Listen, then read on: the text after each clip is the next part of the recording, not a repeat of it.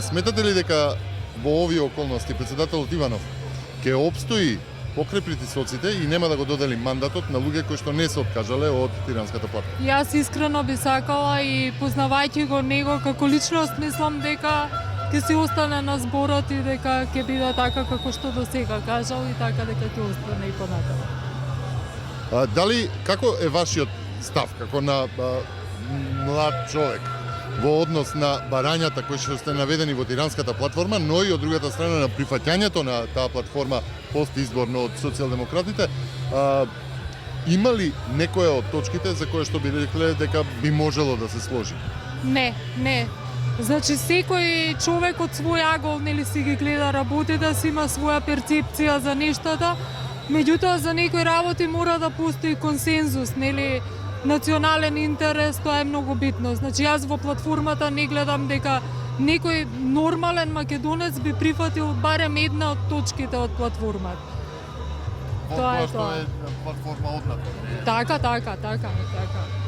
Значи дури и да е од внатре платформата, значи јас не знам зошто толку многу значење се придава на тоа, била од надвор.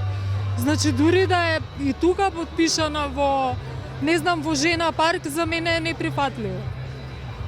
Ете толку. Значи јас имам многу пријатели албанци, еве сега користам и прилика и да ги поздравам, и јас и го учев албанскиот јазик, значи уште пред 10 години, кога никој не ме тераше да учам, и јас со моите пријатели нели се разбирам, сега базично познавање имам од јазикот, и знаат колку многу ги почитувам и ги сакам, меѓутоа за некои работи навистина мора да има црвена линија. Што сметате дека е излез од оваа?